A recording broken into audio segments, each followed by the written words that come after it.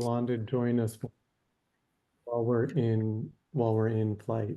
So thank you everybody for joining us. I'm Kevin Delaney. I'm the editor-in-chief of Charter, which is, most of you know, is online at charterworks.com. We're a future of work media and research company.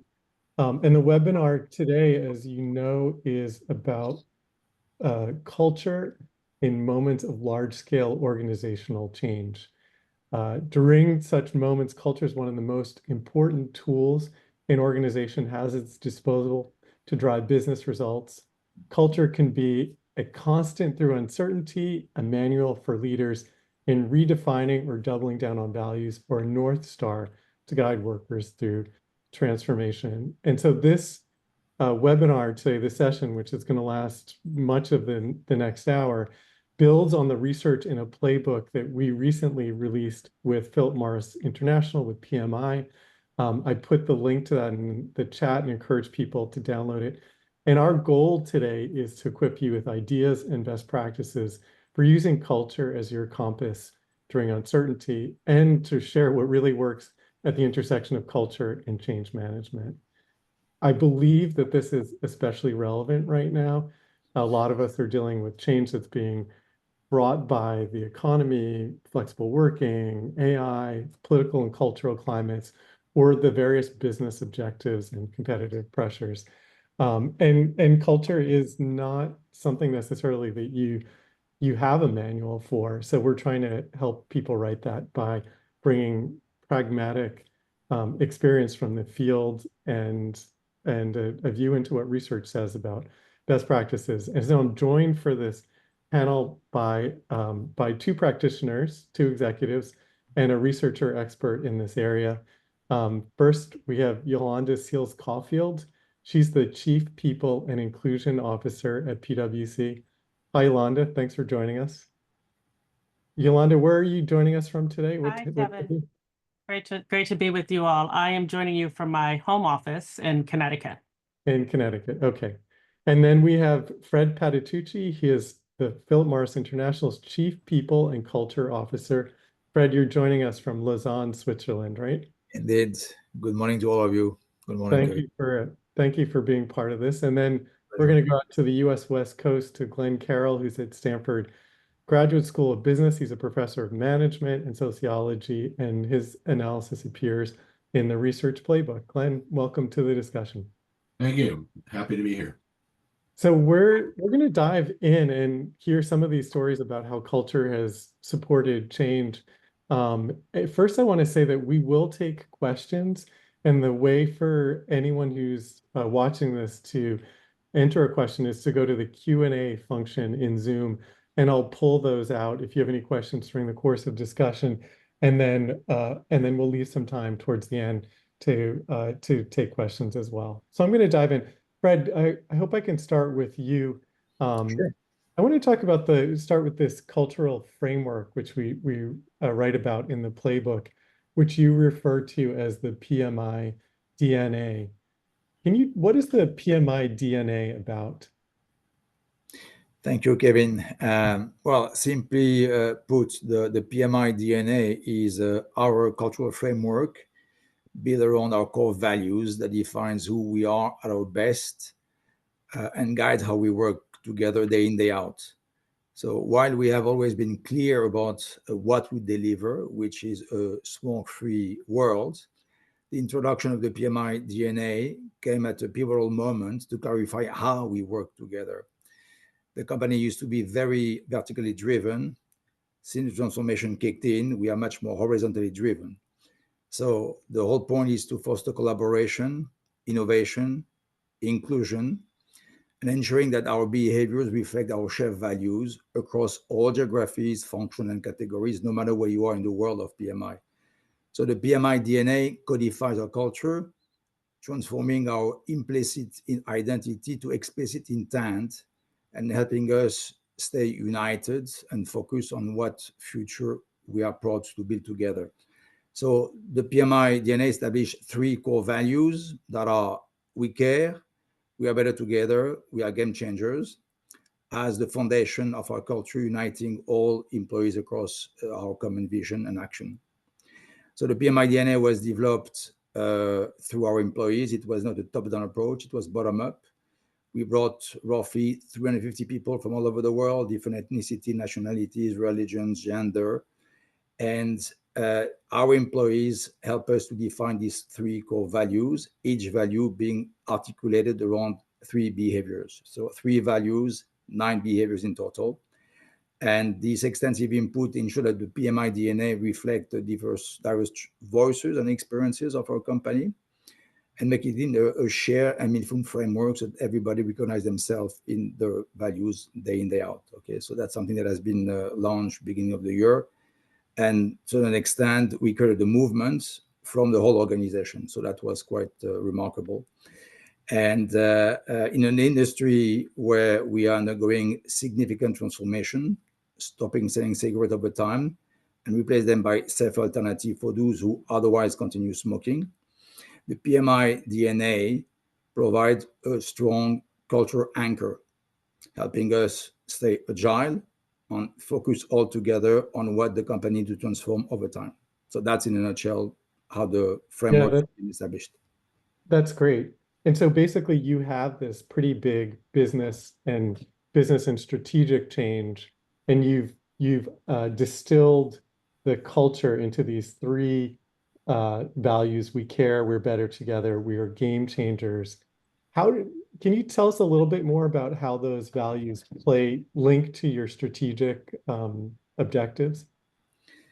Yeah, when we look at the way we want to deliver our business transformation, again, that kicked off 6-7 years ago, we decided back then to change our business model, moving from one category that was cigarettes to a multi-category business model. By doing that, we had to redefine the operating model, the whole commercial value chain end-to-end from upstream to downstream. We had to acquire skills that we didn't have in the company, mainly on B2C, customer care, call centers, boutique, and we embarked with 35% of the workforce coming from outside. And there was, at the moment in time, difficulties or challenges for the newcomers to read the company culture. A guy like me that I've been working more than 3 decades, I knew in and out what the culture was standing for. So at one moment in time, we felt the need to codify what this culture was all about in the context of transforming our business. So the recipe of the past were not the proxy to be successful over time. So we had to reset the way we're working together. And by codifying this culture, there is no one single meeting I'm going to, business meeting, where the execs or the employees do not refer to the 3 values. So it has become like a currency in the organization. And that's quite remarkable in 9 months to see how it went to life, because it's a simple language. It's non-corporate. It's a language or value that you can use with your family, your friend, your neighborhoods. That's why, in my mind, it resonated so strongly in the organization. That's great. Thank you, Fred. And I'm going to pull Yolanda in to talk about her experience at PwC in a second, just underscoring 2 of the things that you said. One is just the bottoms-up employee involvement, which I think Yolanda and Glenn probably will address as well. It's not a top-down only strategy to come up with this. And then the second thing is this idea of having a simple ways that people can talk about it so that they actually live as part of the organization. I worked for a company once that had 2 values. One was spirit of generosity, and the second one was force of ideas. And they were things that people actually talked about, spirit of generosity especially. Yolanda, I want to thank you so much for joining us. You've had a leadership role in PwC's 3-year My Plus People strategy. Can you talk about the role of cultural transformation that in that strategy? Sure, Kevin, and again, it's great to be with you all. And Fred, I was following along and nodding along as you were talking, because our values really sort of created the underpinning for the way that we've thought about our strategy. So when we set out to redefine our people strategy, and I'm going to pick on this bottoms up approach, we were really intentional that we were going to drive both a digital and a cultural transformation. So my plus in and of itself is our people strategy, and it is designed to provide our people with more agency around how they grow and develop in the firm. It is both a digital and a cultural transformation because it was designed to be tech enabled, and that has become only more so as Gen AI has sort of come in as we've been on this 3-year journey. But I'm going to talk about the culture piece for a minute because we really were intentional, and we said we're not going to try and do this overnight. We're going to do it over 3 years. And we're going to do it over 3 years because we need to both drive this digital transformation that will make our lives easier, that will change our people experience. But we also need to drive the culture change, because if we're not going to drive the culture change along with it, then we really aren't going to be successful in creating the people experience that we want for our folks. So we set out in a couple of really intentional ways to do that. First, picking up on this bottoms up approach, when we set out to design this strategy, we went to our people. We went to thousands of our people. We went to thousands of our partners. We talked to academics because we wanted to understand the needs and the mindset of people who weren't even a part of our organization yet. So we went out to the deans of the business school, and we wanted to understand what the students of the future were looking for. But we really set out to answer some really fundamental questions about who we are for our clients, how we show up and deliver every day in a way that is consistent with our values. But what do our people need? What is fundamentally at the heart of what they need? And we rooted ourselves in a strategy that really focused on 4 key things. First was well-being. We started with well-being at the center. The next was total rewards, because we need to make sure that we are providing our people with what they need as their needs change throughout life. The third thing was development. Development is core to what we do. We're a professional services organization. We develop some of the best talent in the world. And then the fourth was redefining our culture so that we were focused on not just life at PwC, but life after PwC, and also driving a culture change that put listening at the center of who we are and what we do. And that provided our people with those really, really important human skills. And so we set out on this journey in 2022, and our first year was really focused on developing these human skills that we thought were necessary to drive the culture transformation. That's great. And so it's interesting to note that you set out with a 3-year timetable, with presumably with the assumption that you can't just change culture from one quarter to the next. So it's interesting, in a big company, you're where a lot of the focus often is quarterly. This is a project that actually is a broader, kind of longer term project as well.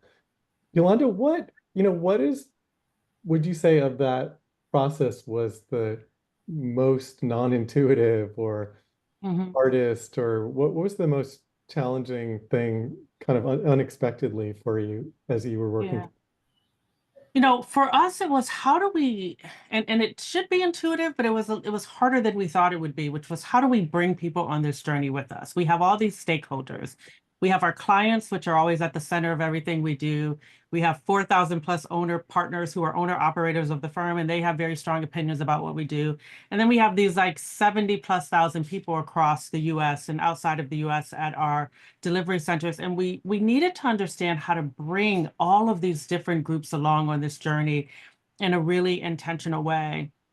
That was harder than we thought. We went out, we started with a strong message. We had to come back and revise that message. We had to get out in town halls and talk to our people and talk to our partners. But I will tell you, I think the single biggest change agent that worked for us was something that we called activators. So one of the things we did early in this journey is we went out to our people and we said, we want you to join this movement with us. We want you to go on this change journey with us. And we want you to self-nominate. And we want you to do this not outside of your day-to-day job, but as a part of your day-to-day job. So we armed over 1,000 of our people so that every practice team was impacted, every group across the firm was impacted. And the idea was that they were empowered to bring this strategy to life day to day on their engagements, in their teams, while they're eating lunch, wherever they were, in a way that was designed by them, that was citizen-led. And I will tell you, Kevin, I think that is the most impactful thing that we did. When you charge your people with driving your strategy and you can give them a monthly task, and we guided them, we said, this month we want you to focus on our listening skills. So get out there and help our people understand the power of our feedback tool, our team polling tools. They went out and they did it their way. They did lunch and learns. They did fun, inspirational games. They found ways to bring people together in a really intentional way to adopt the strategy. They made it meaningful for them. And when you have 1,000 people out there doing this work, it makes our job a whole lot easier because we sort of created these acolytes and they were ready to go. And so I think of all of the things that we did, and we tried a number of different tactics and we've gamified, and I can go through all the myriad ways that we embedded this learning with our people. Charging that 1,000 person army to go out there and drive a natural, organic adoption of this strategy was the most powerful thing that we did. That's great. So you had basically hand raisers, volunteers who Oh, were they submitted videos. They were super excited to get on board, and we welcomed them to the journey, and we gave them t-shirts and we kicked them off, and they were incredible because they believed it. So when we did sessions in offices, they were in leading those sessions. When we said we need a new way of doing things, they were at the table and they became a part of how we continue to evolve our strategy. They helped us know what was working and what wasn't working, what wasn't resonating. They told us when we needed to get out and talk to people more. And we were able to do that. So they were an incredible part of this change journey for us. that's great. Thank you for explaining that.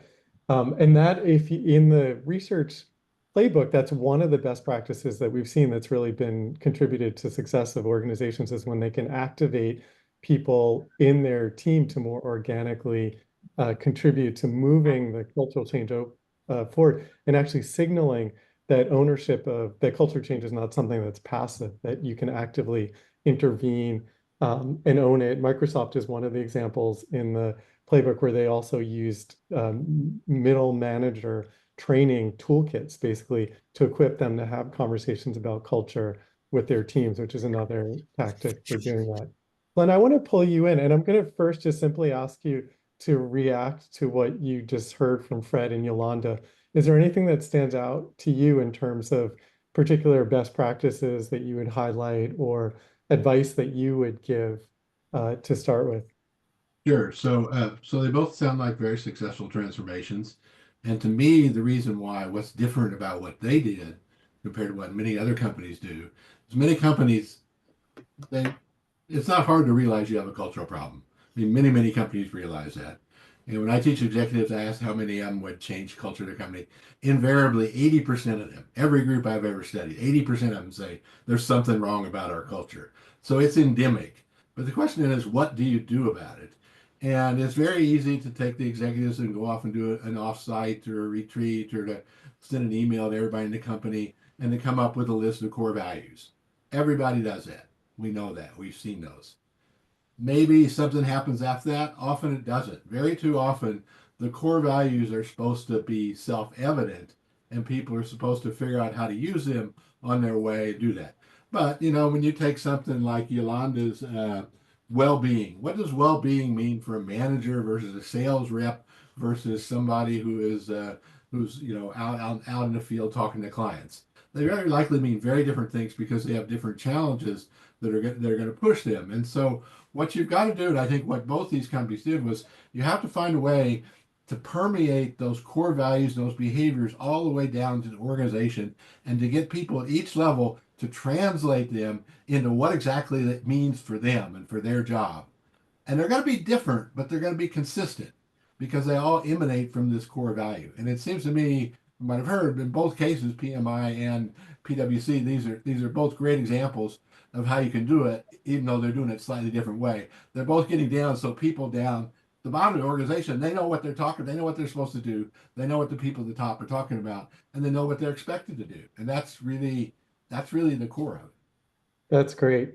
Yeah, you're like highlighting, I think, what's a nuance here, which is you need to have core values that are clear, but also feel specific and unique enough to people. Yeah. Um, And and sometimes the real work is not developing the core values, but in pushing them down and yeah, getting people to understand them. So I don't know, Yolanda, your 3 years, I suspect the core values came pretty fast. And then the 3 years are spent like down there explaining them, transforming them, training them, and all that, right?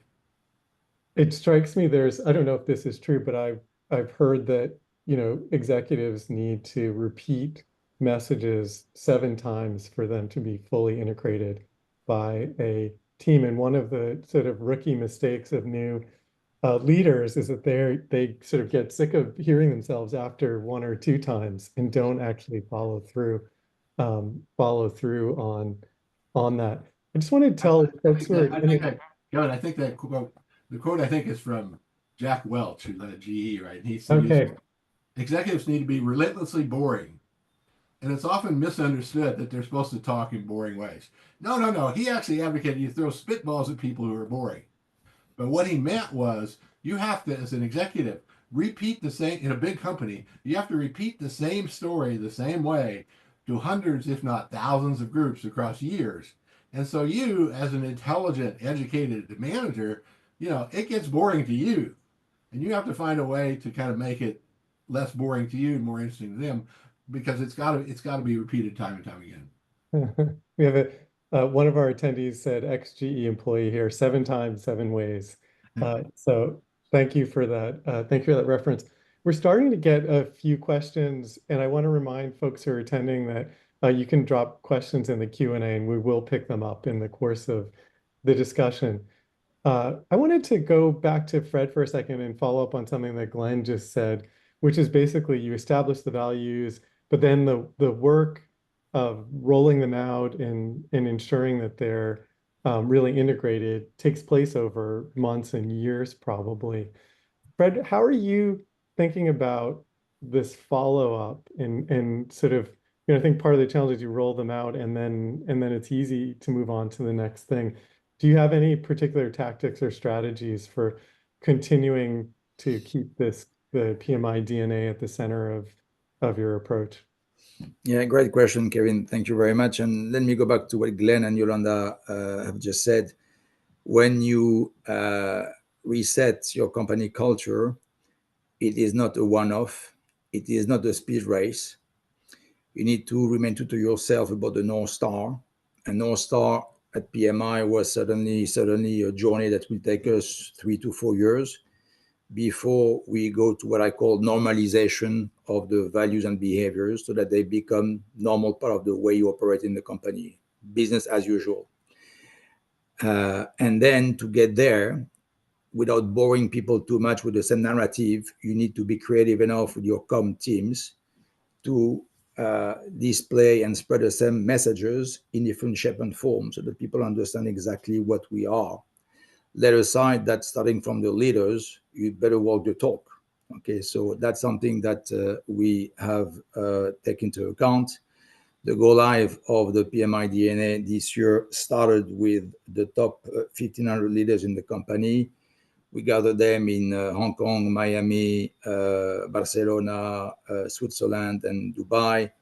And then the moment on, they took ownership because this is not a PNC initiative. This is not an HR, human resource initiative. The moment they took ownership, we've been able to cascade that down through the whole organization. Year to date, after 9 months, we have reached out roughly 70,000 people, 15,000 to go that are mainly in operation. So that's something that we are keeping an eye on. And again, it's going to take 2 to 3 years to land fully the company culture fully endorsed in the organization. Now, along the way, we brought, if I may use this wording, kind of SKUs under the PMI DNA. One of them is inclusion. Inclusion is one of the red threads of our PMI DNA. You cannot deploy this cultural undertaking without being truly, authentically inclusive in the way you want the values to be perceived and displayed in the company.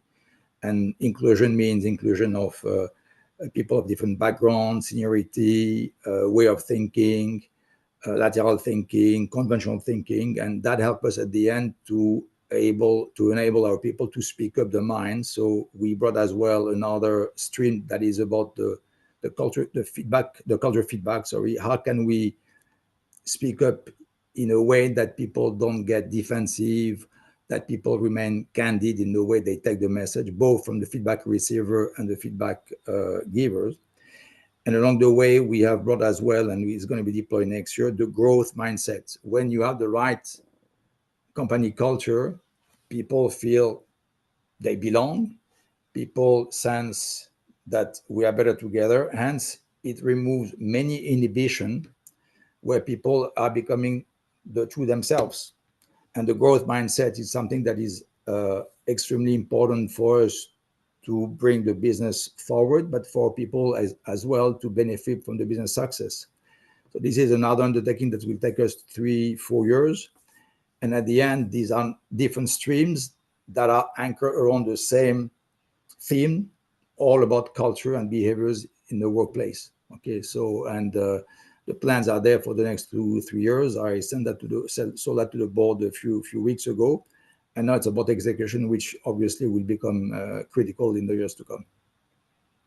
Fred, there's a question from Sarah Chen about how you've measured the culture change so far. What tools or methods have you or will you use to measure the change? And I believe you used your pulse surveys, right, to start tracking it? Yeah, we have. Well, there are different ways of measuring the culture progress. The first one is indeed through the pulse surveys, and we have 2 pulse in April and October. And we defined the baseline last year, Q4 last year, and we got touch points in April this year and October this year as well. And the result around company culture, about engagement, well-being, inclusion, manager effectiveness, we are cruising around 85-90%, which is rather good, above the benchmark with our peers company. And then we have introduced as well on the way all of us people managers are being assessed another dimension, which is the how we deliver results. So the year-end performance is based on the what, 70% weighting, and the how, 30%. And the how is about how you display the right behaviors at the workplace. And this is a survey that is being run with your peers, with your teams, with your boss. It gives you a number, though at the end, we don't take this number as a mechanic. We have a lot of verbatims that really stress where we are doing well vis-a-vis our culture and we could do better. And at the end, we make a management call to assess what's going to be the year-end review for all the employees, starting from the CEO till the entry level of the organization. So that's something that we are quite strong at. Great. So you're implementing it in your performance assessment and other employee surveys. Yolanda, I want to pick up on the point about inclusion that Fred made a minute ago. But first, we have a question from Sabrina. The question is, was there any kind of incentive for these activators, or were they voluntary? Yeah, no, so it's a great question. And part of our activators network it was part of what was in it for them was really getting access to their leaders. So it was a true volunteer army. So people submitted videos, they were selected. We were really intentional to make sure that we had an activator representing every platform, every sector, every practice team. And what our activators got out of it is they were charged with helping to bring their partners along. So if you were the activator, the lead activator in the Pittsburgh office, you got access to the office managing partner in that office. You were invited to his or her leadership team meetings to talk about what was coming next in MyPlus and how you were going to work to get our people involved. So it became this incredible breeding ground for future leaders in the firm, and it gave them access to the leaders that they were going to work with. They had access to their partners, they had access to their directors and the like. The other thing that we were really intentional about with this activator network is to get people across the entire spectrum of the organization. So it wasn't a job that was only done by our most senior or our most junior people. Across the organization, people raised their hands and got involved in this work, and then they become the first to know. So one of the interesting things, you talk about change happening that you don't anticipate. Gen AI was a massive change that we didn't anticipate in 2022 when we launched this strategy. We now have My AI activators who are driving our AI activation. Many of them were former MyPlus activators. And so they were the first to know. They're the first to get Chat PWC. They're the first to get Enterprise Chat GPT. And so the opportunity for them to be at the forefront of what is growing and changing and learning in the firm has been the big incentive for them to stay involved. That's great. I want to come back to that. We have a question about how AI is impacting some of these cultural changes. But before we do, Yolanda, it's this question of inclusion as one of the opportunities to embed inclusion diversity, equity, inclusion in cultural change. Are there specific tactics or approaches that you recommend for doing that? Yeah, no, and I think that's a great question. And especially when we think about the current landscape in the DEI space, I mean, we're all watching what is going on and how organizations are adjusting some of their strategies to be responsive to some of the changing dynamics, particularly in the US. What I think is so core, I mean, at PwC, I'm really proud of our commitment to diversity, equity, and inclusion. That has been longstanding. That isn't changing. But what is so important, I think, and what many organizations are starting to think about is how is this just pure culture work? At the end of the day, we are driven to create an environment where every identity in our firm is respected. Full stop. Every identity in this firm is respected. And that is at its core culture work. That is at its core talent management work. That is at its core bringing diverse people to address the important problems that our clients are asking our help with. And so when we think about what it means to have a culture of care, a culture of belonging, a culture of inclusion, you start to see how your DEI work just flows so naturally into that. And we don't have to debate the letters, and we don't have to get involved in kind of the word soup that sometimes gets activated around this topic. Fundamentally, one of our core values, and so to Fred's value point, is our culture of care. And we've rooted our culture of care in transforming into a culture of belonging where every identity in the firm feels respected. And so we've really embedded that so directly and keenly into our culture work at our firm. Great. Thank you. Glenn, I want to ask you, we're talking to folks from two companies where this culture change is moving forward. I'm sure across the companies that you've studied, you've seen cultures that actually resist an existing culture, resist change. Are there any practical steps? You know, you talked about how 80% of executives want to change the culture. There may be situations where the culture exists change. Are there any practical steps that you'd offer for people who find themselves in that situation and needing the culture to change to actually be able to do the work? Um, yeah, although I don't know how politically acceptable my response will be. But if you look at companies like Netflix, let's say, or Bridgewater, which are both very good culturally managed organizations, um, they will momentarily tolerate people who don't fit the culture or who openly defy the culture, uh, whether they're good performers or not. But they will be counseled. They will be talked to by not just executives, but also by their peers, and they'll be given a period of time, and they may put on some kind of timetable to change. But at some point, if they don't, at the end of the day, they'll be asked to leave the organization. And Reed Hastings and Netflix has been very, very forthright about this. It's like, he even, will give you a sample of his conversation about how he talks to people about it's their time to go. And it's not directed to them as persons per se. It's just, sort of says, look, you want to do things this way. This is the way we do things. We tried to see if we could adapt or you could adapt, and we've given you some time and it hasn't happened. And, you're not going to be happy here. We're not happy with you. And it's setting a bad example. It's undermining a lot of the culture the rest of the way.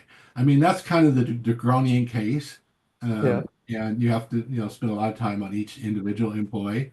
Um, most people, once you start the training and communication programs and the activation programs like Yolanda's talking about, people see what direction things are going, and they kind of, know, which side they should get on if they want to do well in this company and they want to contribute. And if they don't, there's something else usually going on, and you'll get a lot of attrition long before you get to these steps like I'm talking about, the culturing out, the counseling out.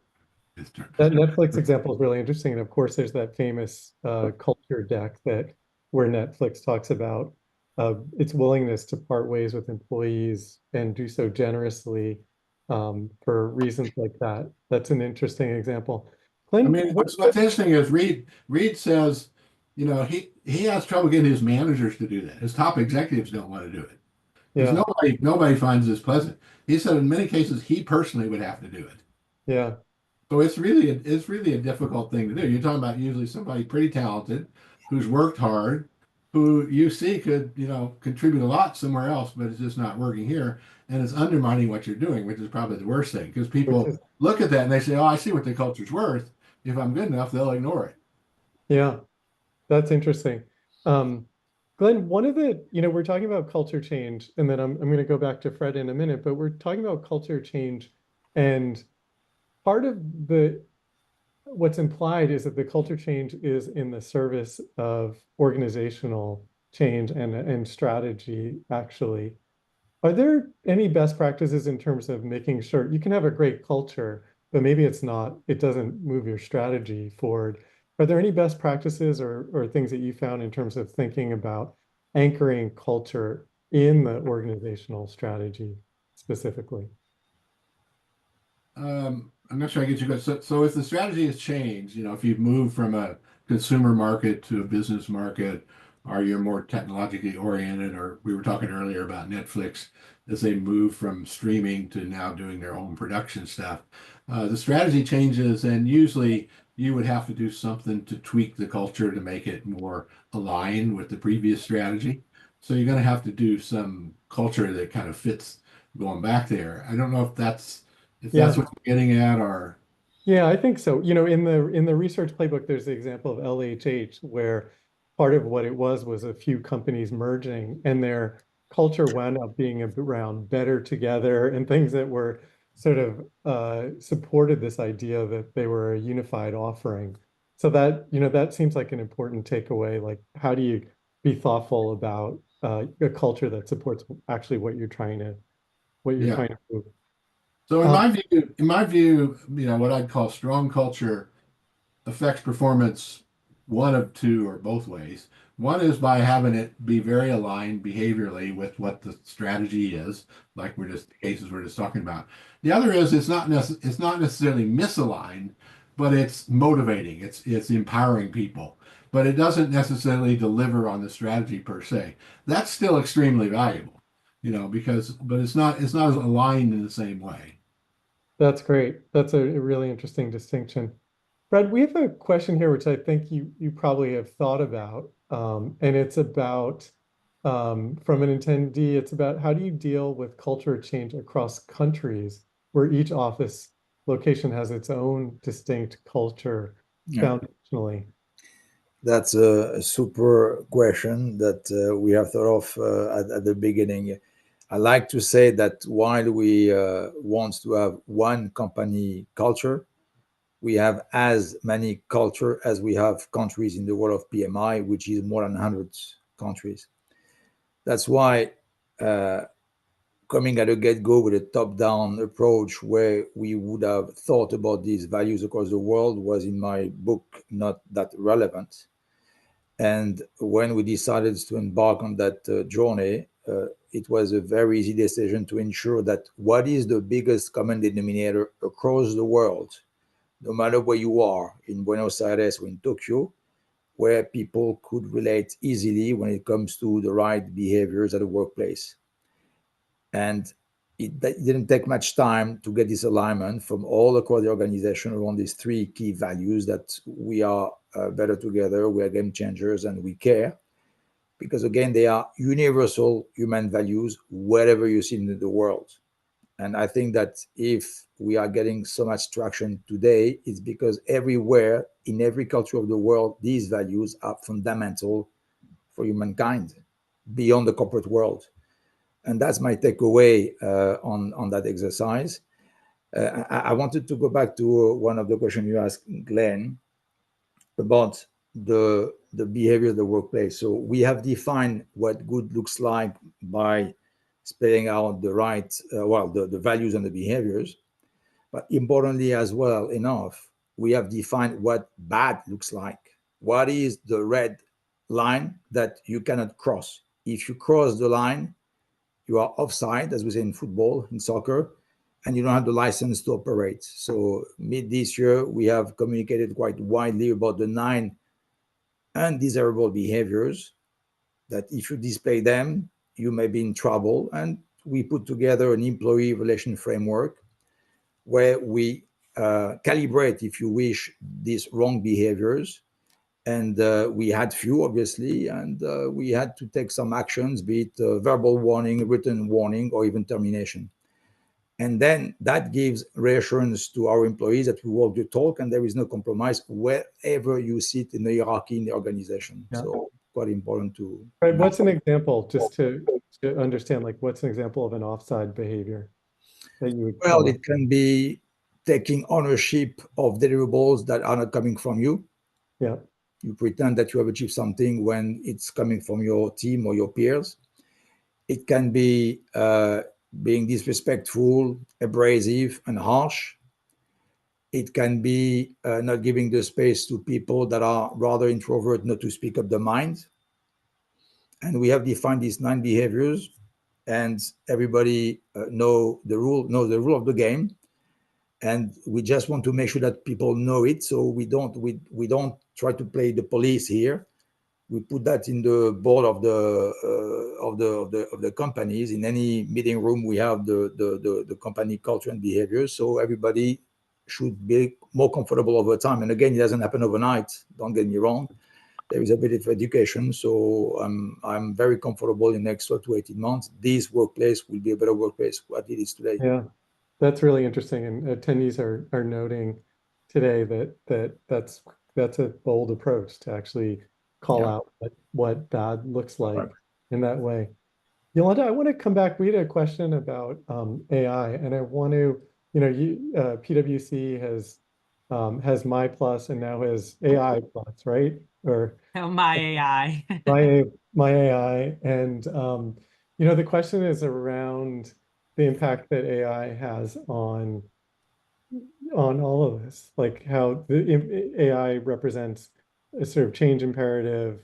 How do you connect culture to that to have a better chance at navigating it? And I would just note, as part of this question, what I would add is, part of the challenge is Ronald Heifetz's adaptive challenges and adaptive leadership, where you don't necessarily know exactly where things are going, and AI falls into that category.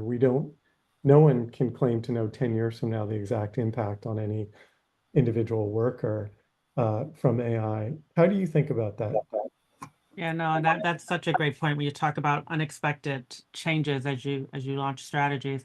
So, we took a pretty bold approach to AI in its early days, and we said we're going to make a big investment in making sure that from a culture perspective, we are driving a culture where all of our people have a baseline understanding of Gen AI and the impact that it has on our work. And what's really interesting from a human capital perspective is how important it is that our human capital leaders and our tech and innovation leaders are working hand in hand in this work. Because one of the things we know really clearly is if we do not drive this big technical revolution, and to your point, Kevin, we're not sure exactly where it's going, but we know that it is going to be significant. We know that it will impact the way that work gets done. And if we don't drive that through the prism of a people experience, of a culture experience, and how people grow and adapt it, then we're going to fail. And I've talked to so many clients out there, and the one thing that you find fairly consistently is that the human capital leadership is working really closely with the technology leaders on this. We took the approach of year one, we were going to get out to all of our people and provide learning. And we wanted all of our people to have a baseline understanding of what this technology is, how it could be used to change the way that they work, and then ultimately how it could be used to help our clients on this transformation. I will tell you 95% of our people across the 75,000 people in this firm engaged in Gen AI upskilling. And we thought about it through different modalities. So we had leaders in action sessions where we brought in leaders in this space, and we had big events where they talked about what this technology is designed to do and how we will drive adoption. And we brought people together in groups to learn and grow together. We gamified it and put out learning and told people you had to go learn, and then you could participate in a game, and there'd be prizes and giveaways and monies at the end of it to get people excited and energized in the learning. We had prompting parties where we just brought people together and we said, we're going to learn to prompt and we're going to go on this journey together. What we did in the most humble way that we could was say, we are all going to learn on this journey together. We're going to go on this My AI upskilling journey. We're going to all do it together. We will give you the skills that you need. No person will be left behind. but we're going to rely on the sort of innate intellectual curiosity that is inherent in our type of organizations where people are going to lean in and learn it. And I will tell you 95% of our people did. As we move into year 2, it is much more focused on, okay, who's going to use this work in their day-to-day jobs and how are we upskilling the people at an intensified way who need to help our clients through this journey. But we wanted to adopt, and if you think about culture, and it was really at the heart of it, we wanted to address the fear factor of Gen AI very early and very quickly, and get our people used to using this technology and playing around in it and understanding it, and remove as much of that fear as we could. The one other thing I'll say is a big part of our core values is that we are human-led and tech-powered, and we lean on that phrase a lot. And we had that phrase in our vernacular long before Gen AI was something that people thought about. But my goodness, I can't think of a more appropriate phase, as we're living in a time where people are sometimes more concerned about how Gen AI may detract from the work that they do, instead of thinking about how it will enable and accelerate the work that they do. And so we have tried to use that phrase and remind our people that their human intuition, their judgment, their independent thoughts are always going to be critical to the way that we operate. But we are going to have the opportunity to leverage technology in a different way that will enable us to do our work better and faster. So we've been on this journey for a while. Excited to see where it goes. As you said, Kevin, there's no clear indication of where we'll all end up. It'll be great 5 years from now to sit back and just have a conversation about how Gen AI has impacted all of our various industries. But our goal is to get our people on the learning journey early. Great. Thank you, Yolanda. We have just under 10 minutes left, and I want to get to, we have a lot of questions here to try and get through a few of them. First, I'm going to come to Yolanda and Fred in a second about recruiting for cultural fit. There's a question about that. But first, Glenn, for you, one of the follow-up questions on your comments about Netflix from Francisco Moya is hire fast and fire fast an accepted practice? As a practice in and of itself, I don't think that's accepted. I don't know. I don't hear anybody articulate that. I mean, in reality, I think if you spend, and Fred and Yolanda are going to talk about how to hire people properly for cultural criteria in a minute. But if you spend the time, do the work to hire people culturally, you make some mistakes, but you don't make that many. And so you don't actually need to get rid of that many. So then when I hear somebody say hire fast, fire fast, that means to me they're not spending enough time on hiring. They're placing all the weight on the firing function, and that'll give you a bad reputation and just make things unpleasant. So, I think the right way to do it is to focus on hiring, try to get the hiring right, recognize you're going to make a few mistakes. When you do, counsel through those people, give them all the time and all the possibilities to correct their behavior, but sooner or later you may need to terminate them. So that's kind of like hire slow, fire slow, almost the opposite. All right, thank you, Glenn. We have a question from Andrea Burns, and maybe Fred, you can take this first, and then Yolanda. How do you recruit against cultural fit where the ideal culture has been defined by a set of behaviors, but in the age of AI, the talents we need are based on cognitive capacities, for example, problem solving, agility, resilience.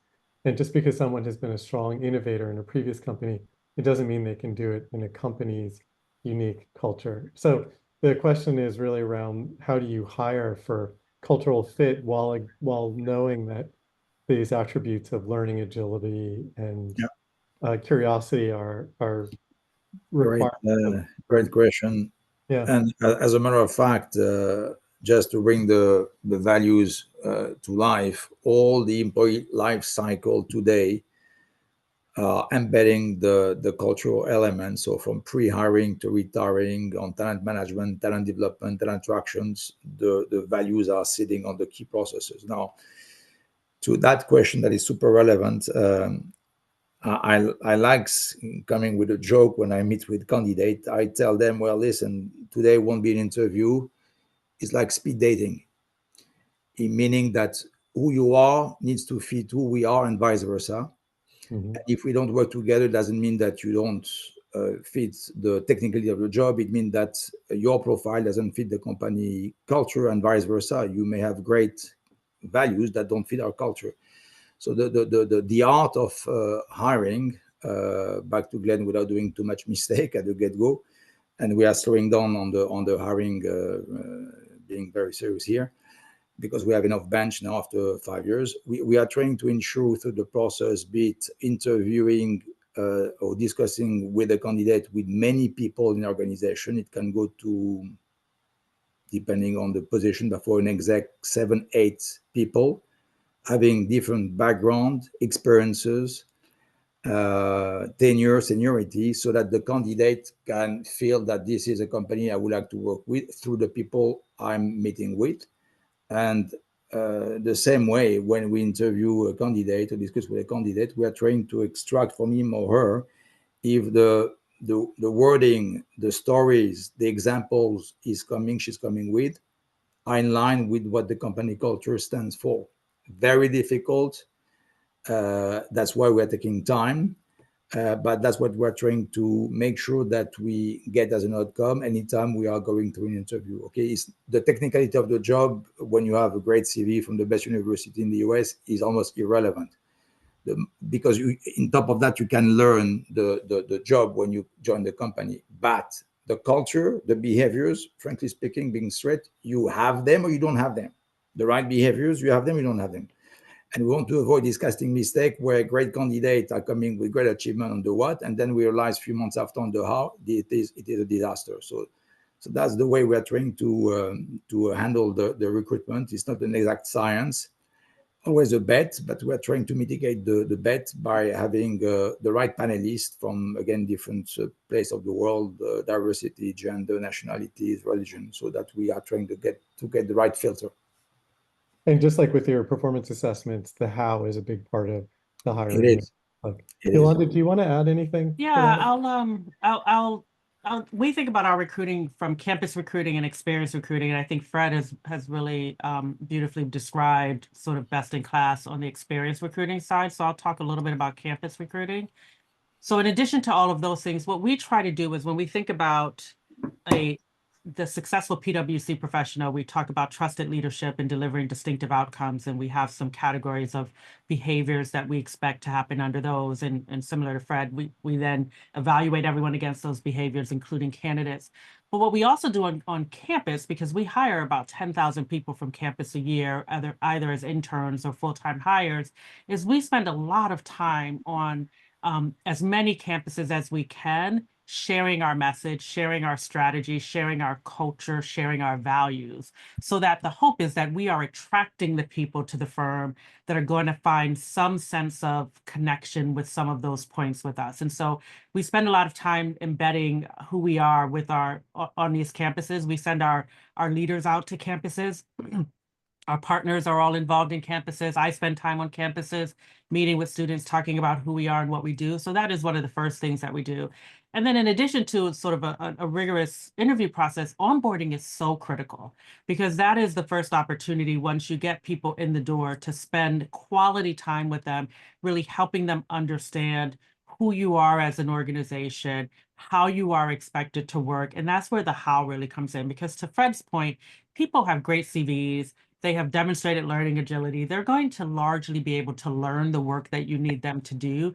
It's how they do it and how they show up every day and how they lead in those human dimensions of leadership that are going to be really important. And so we spend a lot of time in our onboarding sessions inspiring people around those topics. That's great. And that's one of the concerns people have about some of the impact of AI is that it could reduce the number of entry-level jobs, which are jobs in where people learn the culture of an organization. So that seems quite relevant. We just have another minute or so. Glenn, I want to give you an opportunity, just from what you've heard. Can you give us a few takeaways from your research and across these great examples of PMI and PwC of sort of advice for leaders as they're thinking about using culture as a tool in supporting change management? Sure. So I'll try to be quick. So we've heard about some great experiences from both PMI and PwC. I didn't know either company very well, and I've been very impressed with what I've heard. I mean, these companies are clearly on the right track and doing a lot of things that are very advisable, and I look forward to following them. what occurred to me, Kevin, was, we started by talking about more or less the nuts and bolts, and we didn't talk about why people would want to do this. That's why would you want to try to manage your organizational culturally? And I think we all believe there are lots of good reasons, but one that's very tangible I want to point out in my closing remarks here is that there's a lot of good systematic empirical research that shows that culturally managed organizations typically have fewer managers. They don't need as many managers and administrators, and that's because people don't need to be told what to do. They're already, endowed with the spirit of the place. They already know the behavioral goals. They already know the strategy. And so these companies really do require fewer managers. And so there's a real efficiency gain here that we often lose track of. And I think that's very important when you're thinking of moving in this direction, especially when you have skeptics in your company who want to know, well, what are we going to gain from all this touchy-feely stuff? Well, we're going to gain efficiency. That's a pretty important thing. That's great. Thank you for that. Some takeaways that I have from our discussion are this practice of culture, defining the culture through bottoms up exploration with workers at every level. In the playbook, we interviewed one expert who said change always happens at lower levels of organizations, not at the top, which is another way of saying something like that. The importance of communication 7 times 7 ways, as Jack Welch famously said it, and also the practice of having activators, enlisting employees in the effort to shape the culture as well. The practice of embedding this culture change in the data, for example, and Fred talked about the PMI performance reviews and the pulse surveys as being ways to actually track the culture and the progress of it. Also, Yolanda's point that this is a 3-year process and probably longer, as Glenn said. And then the efforts to protect the culture that you have on an ongoing basis, including PMI's interesting practice of actually defining the practices that are actually not consistent with the culture. And as Glenn mentioned, Netflix willingness to actually part ways with employees who violate their expectations about culture. So I think we're just at a point of wrapping up. Fred and Yolanda, thank you so much for adding so much to this discussion. Just to recap, we've been joined by Fred Patitucci. He is PMI's Chief People and Culture Officer, joining us from Lausanne, Switzerland. Yolanda Seals-Coffield, PwC's Chief People and Inclusion Officer, joining us from the East Coast of the U.S. And bring up the West Coast of the U.S., Glenn Carroll, who's at Stanford Graduate School of Business, Professor of Management and Sociology, and whose analysis appears in the research playbook by Charter and PMI that you'll find a link in the chat to, and I encourage everybody to spend time with and send us messages if you have other examples or thoughts that you want to share. So thank you everyone for joining us, and thank you again, Fred, Yolanda, and Glenn. Thank you, Kevin. Thank you for hosting it. Ciao, Yolanda. Thank you. Thank you.